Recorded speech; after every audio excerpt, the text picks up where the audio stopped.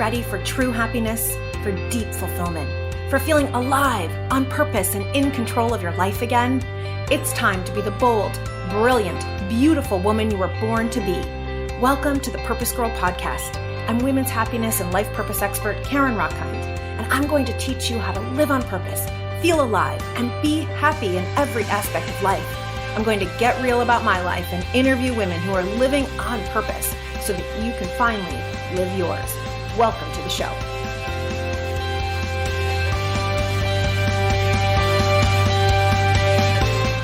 Hello, my purpose girls.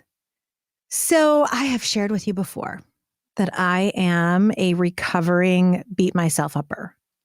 And I say recovering because let's just be honest for a minute. I still do it, right? I know I teach you self-love. I teach you purpose. I know that I am on rooftops wanting every single one of us to stand in self-love and self-care and purpose. And let's be honest, I still have that same part of my critical brain that wants to take me down. In fact, it was just a week ago when I realized that I had made a huge, quote unquote, mistake at work.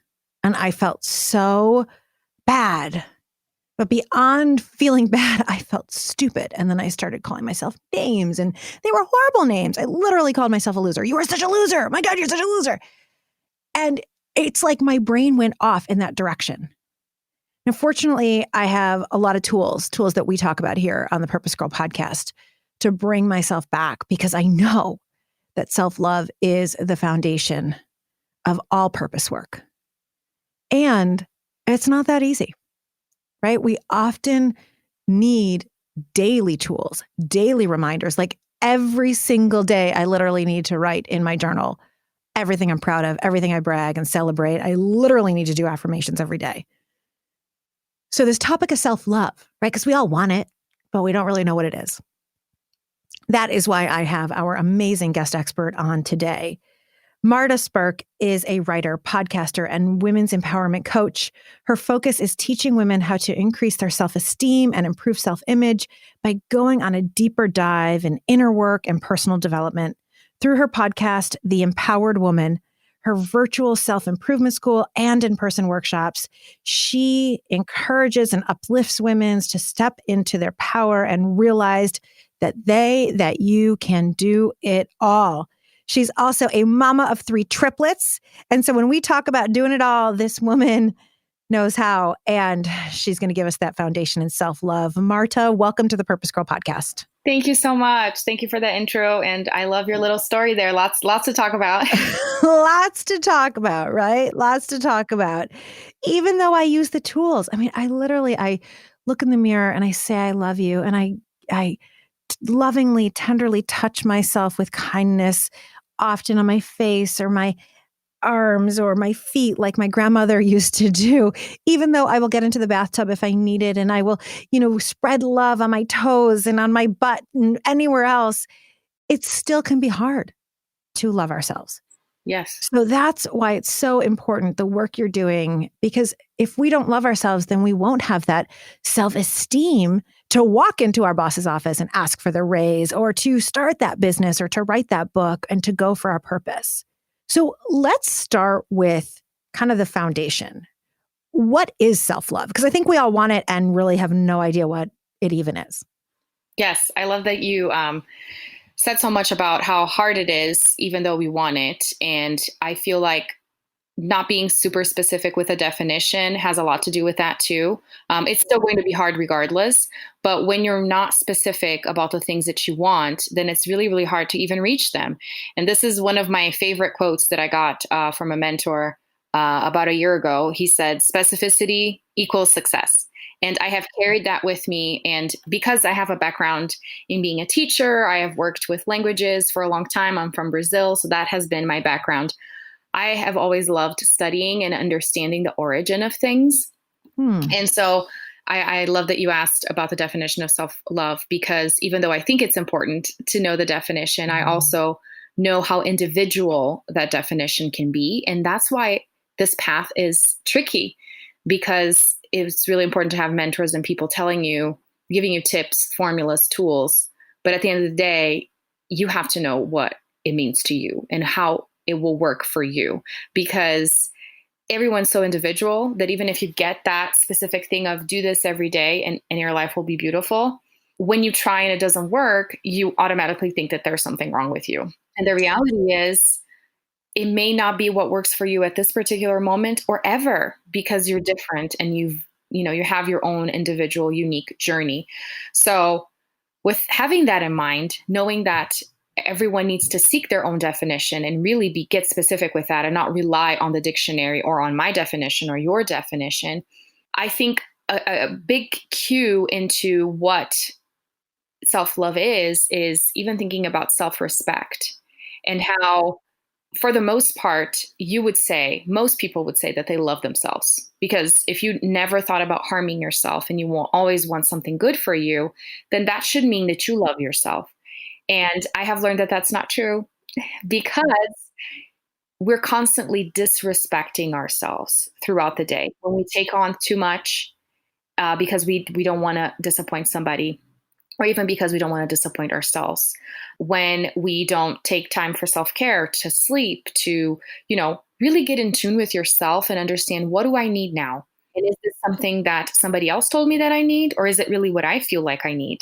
And really developing that awareness of yourself. So I feel like the definition of self-love for me, what I have learned and that other women have resonated with, has everything to do with respecting yourself and being very aware of yourself. Because how can you impose boundaries when you don't know yourself? How will you know where your limit is if you don't know who you are? So I feel like self-awareness is the beginning of self-love, because one thing that I always say is that you can't love somebody you don't know.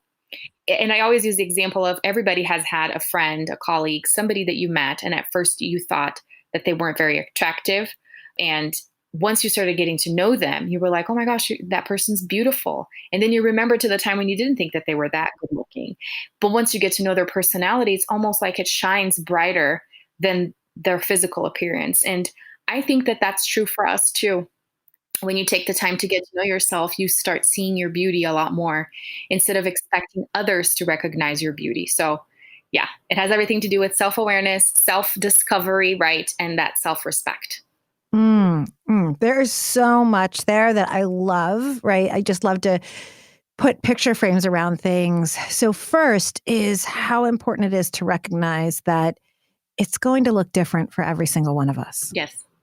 And that is so valuable, because I think we all are looking for, give me the 5 steps to love myself, the 10 steps to live my purpose, the 6 steps to being happy. And even if there are general steps, like you got to really get to know yourself and really understand what you need, and therefore you can set the boundaries and have the self-respect and trust yourself.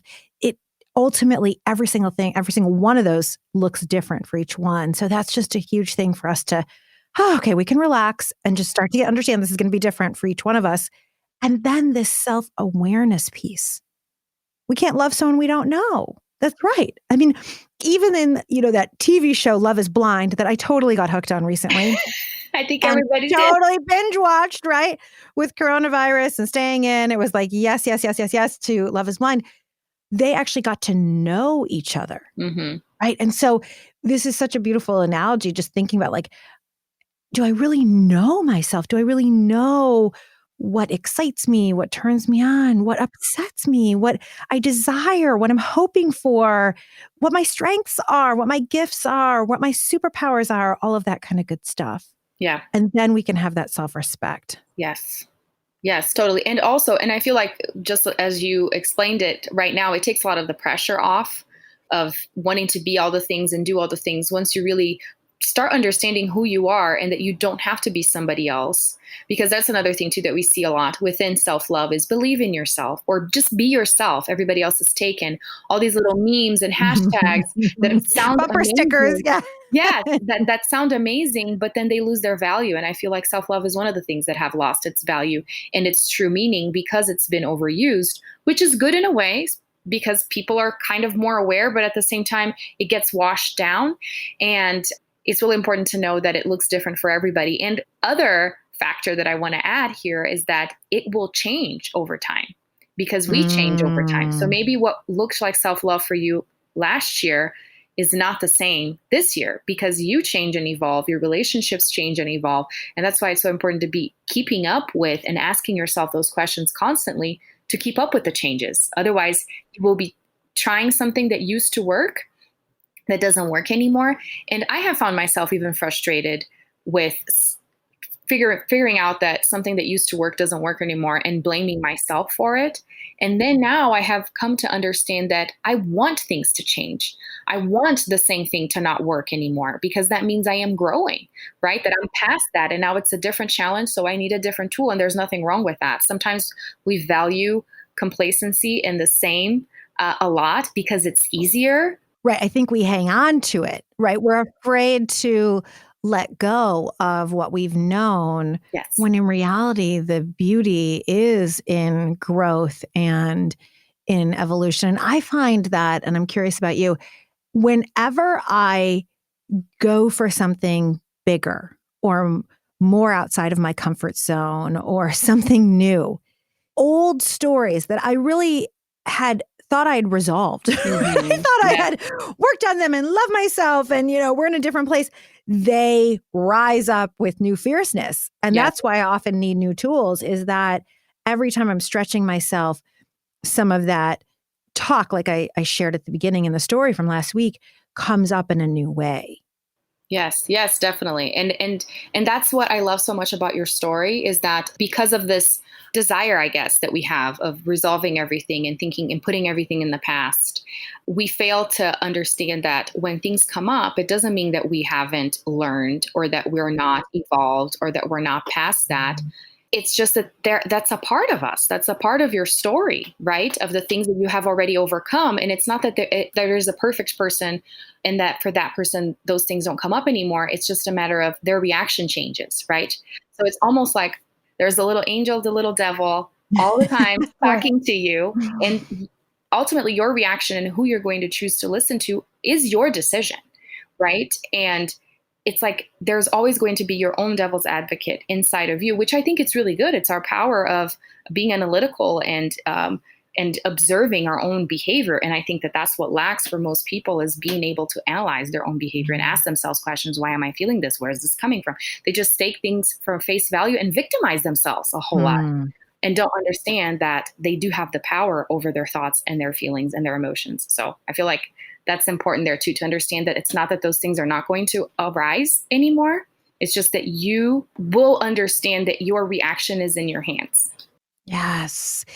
It's funny. I every single day wear a necklace that says I choose. And I actually sell these on the Purpose Girl website because it's my daily moment by moment reminder that I get to choose how I respond. Yes. Which doesn't mean that I respond exactly how I want in the moment, but it's a reminder to come back to it. It's a primer to keep coming back to it.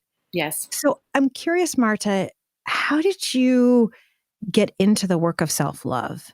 How did you get into the work of self-esteem? I mean, you must have a story behind this. Yes. And it's interesting because as the time goes by, I've been getting glimpses of the reasons behind all the things. Because, I started at first, so at like face value or the very first beginning, it had everything to do with having triplets and moving away. So I had the kids when I was in Brazil, and then we moved back to the United States. My husband's American, and they were 9 months old. So it was very new. And with being a first-time mom, I've never done this before, and being very isolated because my family was in Brazil. His family lives out of state. And it was something that I wanted in a way because I didn't want outside voices. I kind of wanted to just do that on my own. But it was very lonely, right? And I needed something for myself. And it all started with, I found the world of coaching, and it was more so connected to fitness and weight loss because of what I was going through, postpartum, just had my babies and stuff like that. And then with that, I learned more about personal development. And I was brought up in church. My mom is a pastor. So I'd always been very in tune with the idea of seeking for help outside of yourself and, taking care of your emotions and all of that. But I felt kind of limited in the sense that there wasn't a whole lot of talk about you figuring it out on your own or asking yourself those questions because it was more an outward thing. You seek God or you seek somebody that can give you advice. And I was in a situation where I didn't really have any of that. And I think a little bit traumatized by the oppression of being brought up in a very strict home too. It was almost like, I'm independent, I can figure this out on my own. And I needed some help. And so personal development was that help for me. And I decided to share my journey and found out that other women were also seeking this type of help, of understanding themselves. And why am I feeling the way I'm feeling? Because motherhood is really a huge change. Things that you don't even understand start happening. And it's very physiological too, with your hormones, plus your own background and everything that you were talking about, the things that start coming up that you don't realize. Right. Your old stories. I mean, I know I'm about to find out because it's happening pretty soon for me. And I'm just like preparing myself that any of my old stories or fears are probably going to come up because this is a whole new challenge. This is a whole new realm that I don't know. Yes. And that I'm going to want to do quote unquote right. Yes, you were going to write for sure. And what I love so much is that when I started doing this, lots of women that were not moms started resonating with my message. And that's why I actually rebranded. Instead of talking to just moms, I talk to women, because I actually think it's so amazing that you start looking into these things before you even become a mom, because it's almost like your life gets thrown into this blender and everything is happening at the same time and you don't really have the time to breathe or to figure anything out. And I decided that I needed to take that time to figure things out. And I didn't want to wait until my kids were 18, because that's where I was brought up too, into, your mom gives up her entire life to take care of the kids. And it's not that I didn't want to take care of my kids. I wanted to figure out what I was going through. And lots of women that were not moms started resonating with this. And I was like, that's brilliant. I wish I had thought of all these things, but we're on our path for a reason and it is what it is. But I think it's phenomenal to have kind of like that leg up into it. But back to like when I started 4 years in now, having done this work with myself and sharing it with other women, I started realizing that a lot of it too was kind of a guilt that I felt by learning that it was triplets and knowing that it was going to ruin all the plans that I had for myself and the things that I had envisioned. And I know that lots of women go through this, even if with one child, maybe if they have a disability or whatever, that it may happen to their health or to their partner, their relationship. There are different stories out there. But within my story, only recently, because I was able to admit it to myself, I feel, and then say it to other people and have other people say, this is how I felt too, especially other triplet moms or moms of multiples, was being able to admit that I wasn't so thrilled about the idea of having 3 kids at the same time. And that this put me on a path of, I need to pretend like everything is okay. I need to not resent my kids because that's an awful thing for a mom to feel. And with the work that I have done, it has really helped me understand that we're entitled to feel what we feel and that we should investigate instead of trying to pretend that it's not there. So essentially, this is what I have been doing into understanding my personality, getting to know myself. Why did this bother me so much? That, it led me into this path of trying to find help. And understanding that the only help that I could really get comes from within, because it was me talking to myself and being super honest with myself into saying I wasn't happy about this, but I love my kids. And sometimes we feel like one excludes the other, and it's not true. Oh, this is so important, Marta. We can hold both and. Yeah. Right. I think we all learn this either I love my kids or I don't want kids at all, or and it could be around work. I love my work, or I hate it and want a new job. And it's like, we can hold both and, where you can both be frustrated, you can be disappointed, you can be angry, you can be scared, and love them and want them and all of the above. And that's really this is the fullness, in my opinion, of woman. Yes. Holding all of that. Yes. And how multifaceted we are, and that it's okay. Because most times I feel we wait for people to label us and tell us this is who you are. Because again, going back into the easy, quote unquote, that's easier to just hear someone tell you, this is your position in the world, just follow that to a T and everything is going to be okay. There will be no waves, no disruption. And then once you start asking yourself those questions and you understand that you are the one that can determine that, it feels kind of uneasy because it's not what you've done your entire life. So how do you go about it without stepping on anybody's toes? Or then how do you go about it knowing that you are going to step on people's toes and that that's okay? Yes. And it's even okay. Thank you so much for being so honest with your story, because this is something I hear all the time from moms who are my coaching clients or in my community, that no one has told them that it's okay to sometimes like want to give the child back, or sometimes be frustrated or whatever it might be. I had a struggle when I found out I was having a boy. I mean, I do women's empowerment. I was supposed to have a girl, And so like in my mind, then oh my God, what a horrible mother I am. What a horrible woman. And it's like, wait a minute. No, you're not. You're human. And you're experiencing very real emotions. Mm-hmm. And so like, can we just get real with each other, please? And stop trying to put lipstick on a pig. Because the more real we are, the more we can start understanding, okay, I am normal. This is human. Yes. And then I can get to the heart, like you said, I love how you said that. What was it about the triplets that was really getting to you? Mm-hmm.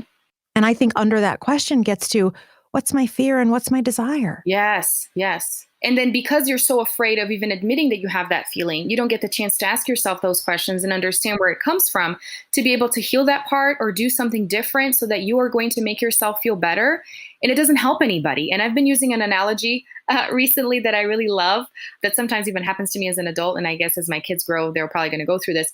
When you're in the bedroom and everything is dark and you're trying to go to sleep and then you look somewhere and it kind of looks like it's a person there or a monster or something like that. And you're like, oh, it's just my head. So you turn over and you try to sleep, but you're still kind of worried. You may have a nightmare about it. Whereas if you just had the guts to stand up, turn the light on and see that it's actually nothing, and most times in our lives, we decide that we're just going to live in the dark and not want to explore those things, except it doesn't mean that that thing is not there. And it doesn't mean that it's not bugging you still. So why do we live a life pretending when you could just investigate? That doesn't mean that you're going to, cancel out your entire life and everything's going to go to crap. It's the opposite. Right. There is freedom in picking up the rug. I love your analogy so much. It reminds me, one of the things I love to say is, if you throw shit under the rug enough, eventually it's going to start to stink. Yes. Like you can't just sweep it under and think it's never going to be there. And so it does, whether it comes back a year later, 10 years later, and it comes back as weight, or it comes back as anxiety, or it comes back as illness somewhere in your body, or it comes back as resentment and frustration. It's going to come back. Yes. And so this is so important to honor our shadows and the other parts of us that are true. I've been reading Untamed by Glennon Doyle. I don't know if you've ever read that. I've seen it, but I haven't read it. Sounds amazing. She's genius. It's amazing. And she was saying in there that we learned as women that to be the best mother means to sacrifice everything. Mm-hmm. Yes. And to lose ourselves. And what rather she has been retraining herself the last couple of years is that what her kids need is a fully alive mother. Yes. And yes. That's what I'm hearing from you. Yes, exactly. And this is what has been hard to communicate to some people, even my family sometimes, because they don't understand. And it's because of the traditions, because what they were taught, and I see that, but I am not living in that world. We are not living in that world anymore. Amen, sister. Right? Hey, woman. Things have changed. And this is what I have understood, back to what I said before. We get so afraid of change, but if we actually embraced it, it wouldn't be so hard. And this is what I have learned, is really finding the lessons, even in the hard times, because essentially this is what I'm doing. I'm not saying to hell with everything and now I'm just going to be my own person. I am saying there's a lesson for me to learn here. And I want to take the most advantage that I can of this lesson of why was this hard for me and why did it translate into me doing this work? Because it looks like I am, spending a lot of my time on other women instead of spending a lot of my time with my kids. But this has been the way that has worked for me to process my feelings. And it turns into helping other women because they're on a journey to understand. I love purpose so much because when we're living our purpose, we are healing ourselves. We're teaching our own lessons. We're sharing our own journey so that other people can heal and grow, and we can as well at the same time. Yeah. So everything we've just talked about, Marta, thank you, leads so many women to have low self-esteem. Yes. All the shoulds, all the stories, right? And I know you work a lot with women on how to improve self-esteem. And so what do we need to do? So I feel like some of the exercises that you even mentioned, and it was interesting that you said brag, because that's one of the very first things that I encourage women to do. Well, first and foremost, understanding their personality type. I love the Enneagram. That's a tool that has been by far the best because it's really from a transformative standpoint into seeing your weaknesses and strengths, but not just staying there, putting it on a shelf and saying, all right, if somebody asks me what my Enneagram type is, I'll just tell them my number. That's not what I feel like that is there for. It's really to understand that every single day you're either operating out of a healthy or an unhealthy version of that type. And that type developed itself because of what you were born with and because of your surroundings. So it's important for you to go back and revisit those stories because they're going to come up, like we were saying, but why not intentionally revisit those stories and start asking, why did I develop this type of dominant personality? Because my sister, because my mom, because where we lived or what we went through as a family. And it starts becoming so much more clear, and that brings confidence because then you understand this is who I am. This is what has happened to me throughout the years. And now this is who I am. So you start actually loving who you are because you start seeing that story. You know, when you read a book, memoir or whatever it is, and you start feeling like you're close to that person because you get to know them so well. And you're like, oh my gosh, look at all that she went through. And she's just hanging in there. Why not do that to yourself? Why not revisiting all those things and saying, I overcame this and I overcame this. And this has been a process for me to develop forgiveness for my past too, for myself and for my past, because when you see those things from the eyes of an adult woman and also from a woman that is seeking personal development, so those two are important things, you're going to revisit those memories with different eyes already, 100%. And then you're going to start seeing the positive, even in the negative things, and say, hey, but that taught me this. If that hadn't happened to me, I wouldn't have known how to handle situation B and C, Yes. It's so amazing because whenever I think about the traumas that we've been through, the pain, that we can get lost in saying, oh, woe is me, or my life has been so challenging, difficult. Yeah. We also could say, look what I made it through despite that. Yes. And what I'm hearing you say is 100% how I teach it as well, which is, no, you are strong and courageous and we're able to thrive in X situation, not despite, but because. Yes. And I love this. So this is the self-awareness piece you were talking about. Yes, that the you self-awareness. really get self-aware, your own story. Where did that come from? And Enneagram is not something that I'm expert at. I don't even know my number. I have a lot of friends who do their numbers. And so tell us a little more. How do we take it? What does that look like? Yeah, there are free tests online that you can take. There's also, paid, more extensive versions that you can take. But what I always encourage people to do is even if they take it once, start studying the types that was determined that you were dominant ones. Because usually in the test, it'll tell you like there's 3 there, or maybe one that has a bigger number, but there's another one too, and there are wings. It kind of gets complicated, but that's what I meant with don't leave it on the shelf. Start looking into it. There's so many resources with descriptions, and that's not meant to label you, but to really help you understand yourself. And it's interesting because when you start looking into the other types, you'll start seeing other people in your life that fall into that category. And I even encourage you to have your spouse and your best friends and closest family members take it too, because it'll give you even more insight into why you attract those people in your life, because that's the one thing that you look for or that you're lacking or that is your weakness to begin with, which hints at the transformation that you could be looking at, instead of it being such a frustrating thing of, I am not like this, so there's nothing I can do about it. You know what I mean? And really understanding how you can operate from that healthy standpoint, and to say back to the low self-esteem that you were talking about, because the self-awareness really is that first piece, but it's the first piece because it's what leads you to being able to empower yourself.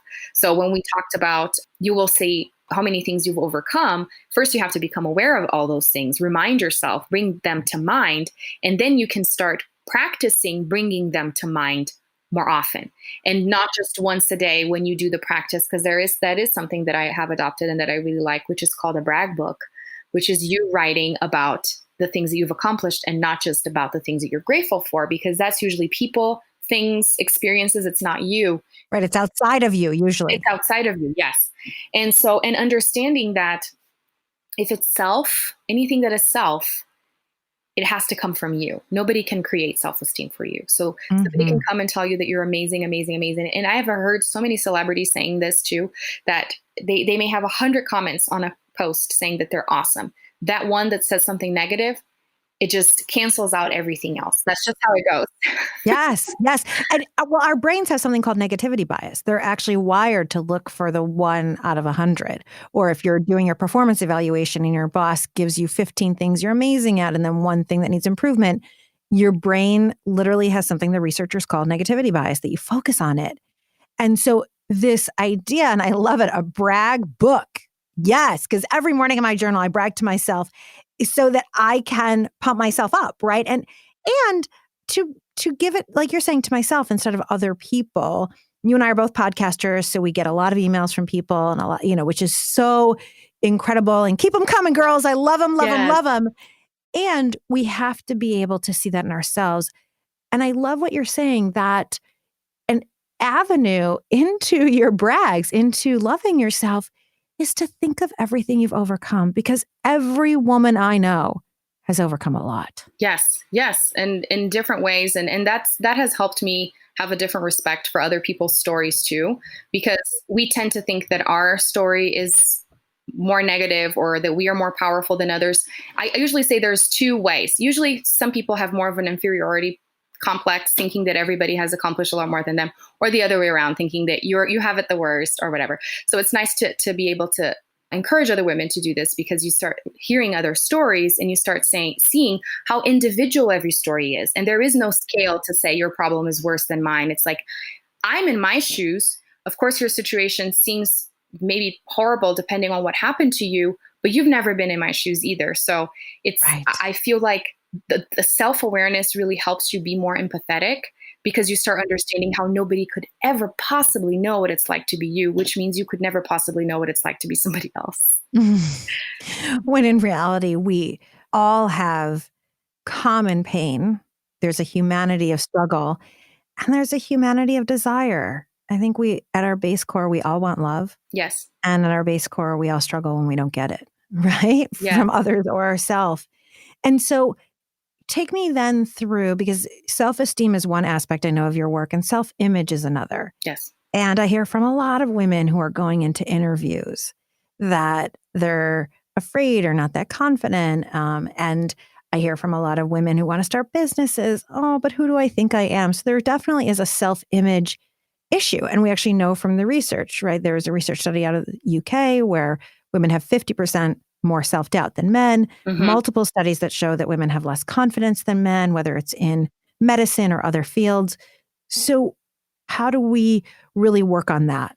So I feel like with the self-image too, that's one of the things that you can investigate going back into the past. And one of the different courses and certifications that I took talked a lot about how confidence really has everything to do with how you feel about your body, and that it's crazy to think that that is so related, that how you position yourself, and a lot to do with sexuality too. Like, it's interesting to see how all of that, and even when you think about animals and how they behave in the wild, that all of those things are interconnected. If, you present yourself in a certain way, people are already going to get a different vibe and either be attracted to you or not. So everything, these communication with all of those things. And I feel like if that is something that is already coming up to you, it's definitely worth investigating with the self-awareness. Like, when did this start? Was it when my mom made that comment? I've had recently somebody tell me that not too long ago is when they finally had the realization that the reason why they struggled with their weight for so long was because when they were growing up, lots of the women around them were always on diets. That's what they grew up seeing. Not that they were telling her to be on a diet, but she was just around hearing them say, oh, I can't eat this. Oh, I just started this new thing. And it's not even your fault. It's not even that somebody said that you were overweight when you were little, which that did happen to me. But you absorb it. And we get the sense this is what it is to be a woman, yes, to constantly be on a diet. And I know that there are men, of course, with body image issues as well. But I know I grew up in a family where at holidays, big Jewish family, Passover, Rosh Hashanah, you name it. The men were all sitting at the table and the women would be in the kitchen preparing all the plates. And while my aunts were putting their hands into the turkey and putting a bite into their mouth, they would say, "Ugh, I'm so fat. Ugh, I'm so fat." And so, and I love them. And these are not fat women. Okay. Like, and I got nothing against anybody, but there was a learning, amongst me and my female cousins. Oh, this is how we should approach eating. This is what it is to be a woman, to constantly think that I'm fat. So absolutely, we can just absorb it like you're saying. Yes. Yeah. And you know what's so interesting about what you just said? That our self-esteem, our self-confidence has so much to do with how we feel about our bodies. Mm-hmm. Because I'm thinking of the example of going in and asking for the raise or writing that book has nothing to do with your body, right? You might want to write a book about mid-century art or something, I don't even know, or frogs, which seems to have nothing to do with your body. Yeah. Except it's so resonating with me that how a woman feels about her body is actually impacting all of those aspects. Yes, because that's where you live in, right? And that's what people see. They don't see if you have, the inquiring mind, or if you're witty or whatever. That's the first impression to everything. And when you already are insecure about that, then I can't even open my mouth to some people. I can't even open my mouth because it doesn't matter. That's what people see right away. Whereas we know that posture has everything to do with it as well, not even just the way you look. And going back to everything that I said of once somebody starts getting to know you, they're going to see you differently. And we don't even give people that chance sometimes because we're so self-conscious about what we look like. So it really, really, really all starts within. Even if there have been people that have, put us down because of the way we look or whatever, it still is your choice to believe if that's your truth or not. And that's something that I have been saying a lot too, that whenever we feel offended, we only feel offended if we're already insecure in that area. Because if someone were to come to you and say, "Hey, you're so strange because you're blue," you would be like, "You're crazy. I'm not blue. Obviously, I can see. So that doesn't affect me." Whereas if they were to pinpoint something that you are insecure about, then you're going to ultimately, feel offended because it's something that you already have been thinking about yourself. Right. It's like they're highlighting something in you. Yes. Yeah. And this is really dangerous because there is a Glamour magazine study that I was reading, and I know it's Glamour as opposed to some scientists, but they were interviewing tons of women, right? And 97% of the women in their study said that they are critical of their bodies at least once a day. Wow. Yeah. Doesn't surprise me at all. Right. And so this is an issue. Yes. If we are critical of our bodies that much, or our faces, or, if any part of our physicality, and it's impacting our ability to go for our dreams or to live our purpose or to really stand up or put yourself on internet dating or whatever it is that you desire, this is really going to keep holding women down. Yes. And that's why it needs to be investigated, because you just saying, "No, that's okay. I'm beautiful and I approve of myself and I can keep going." It's, again, not turning that light on or not lifting that rug up. You have to understand where that comes from and where that starts. And even if you can't pinpoint the exact starting point, it's already going to give you more answers into saying, that's not really my truth. It's just what I believed in at that time when I was little and that person said that to me, or even when I was a grown up. So that you can move past that. And you can't move past something until you actually face it. That we face where it actually came from, and then we can move forward in ourselves. This is so important. It's so genius. The name of your podcast, I love, right? Empowered Woman. Yes. And one of my signature group programs is called Empowered. So it's just a word that just resonates with me. I'm curious if you filled in this sentence. An empowered woman is a woman who ... An empowered woman is a woman who takes responsibility for her happiness and for her success, for anything that's positive in her life, instead of expecting it from somebody else. So genius, Marta. So genius. You have so much to offer. As a mother of, I can't even imagine triplets. Okay. I can't imagine one yet, but we'll see how that goes, right? Yes, you're going to handle it. Thank you. I'll be listening to your podcast to be sure that I can. to keep reminding us to become self-aware, to look under the rug, to turn on the light, and really get so comfortable with our own story and where it came from that we can own it with courage and with grace and with pride and with strength. Yes. Yeah, this is so beautiful and so good. Marta, where can everybody find you? Marta Spirk across the board. I don't think there's anyone else out there with this name. And also Empowered Woman. So everything is under Empowered Woman for me. The podcast, the school, which is my membership site. I have a community on Facebook that's called the Empowered Woman Community. So you can just find me under the Empowered Woman or Marta Spirk. Beautiful. And we'll have all those links in the show notes. So Marta, one thing I like to do with all my guests is I do something called a Purpose Power Play Round. And I'm just going to ask you a couple of random questions, and whatever's the first thing that comes to your mind is the correct answer. Are you down for playing? Yes, I'm ready. Ooh, okay. So awesome. All right. What is one of your daily routines that keeps you healthy, mind, body, spirit? I love working out. That really, really helps me. It's stress reliever for sure. Do you have a favorite workout or you mix it up? So I really like weights. I miss it a lot when I'm just doing like strength training with no weights or just cardio. I have to do weights because I feel like it challenges me more. And plus, I do love feeling sore. So definitely weights. Love it. And let's say you and I are up for a cocktail because we'll need it. Yeah. A nice glass of wine 10 years from now. What are you bragging about then?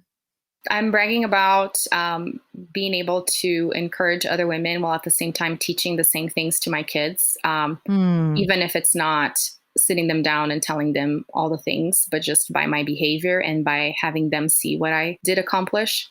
That's so beautiful.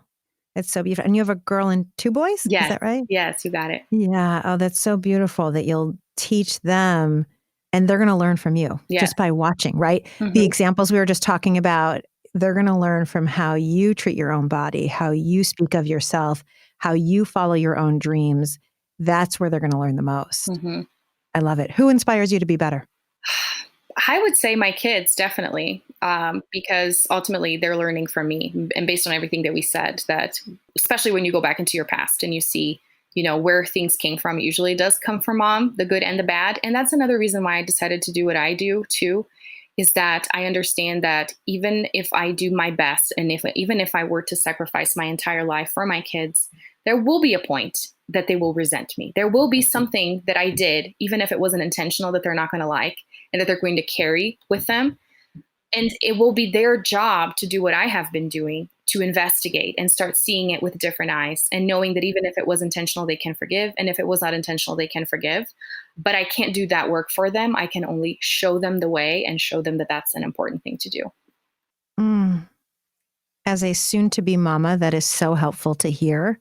One of the things that used to keep me from wanting to be a mom was the deep knowing that in some way, I was going to mess them up, right? In some way, they're going to have their own journey and they're going to find something I did wrong. And it's very scary. Like, I'm going to mess these humans up. And part of the shift for me has been, and that is what their soul came here for. Yes. Right. Their soul knew that they were partnering with us as their parents and that there's something in that for them to learn and to grow and to have their own story and to rise out. Yes, 100%. Amazing. Okay. So Marta, I have one more question for you. Okay. And then we're done with the Purpose Power Play Round. All right. What is one thing that every woman needs to know? That they are complete, that they're whole, that they're beautiful the way that they are. And the moment that they actually realize that or get closer to realizing that, because I think it's a journey into it, things will change. Things will change 100%. So good. So good. So beautiful. Marta Spirk, you are incredible. You are a mentor and a beautiful woman inside and out and in every way. Thank you so much for being on the Purpose Girl podcast. I've learned a lot. I know everyone else has as well. Thank you so much for having me. This was an amazing conversation. I appreciate all your amazing words. It's been so fun. And to all of you out there, if you loved this episode of the Purpose Girl podcast, and we hope you did, head on over to Apple Podcasts or wherever you listen and leave a 5-star review. It literally takes 60 seconds and your 5-star reviews are what is making women listen all over the world. That is what has allowed the Purpose Girl podcast to be top 20 in 30 countries. You're just helping women everywhere reach themselves. Of course, if you haven't yet joined the Purpose Girls Facebook group, what are you waiting for, girlfriend? That is where we have sisterhood, community, lift each other up. I throw positivity prompts on there all the time for you to journal about and to really get you on your purpose path. You can follow me on Instagram at Karen Rockhind or on Facebook at Coach Karen Rockhind. And as always, the most important thing you can do is to share the Purpose Girl podcast with every single woman in your life. That is how we change the world, one woman at a time. With that, my love, may you live on purpose. May you love yourself and may you love life. Bye for now.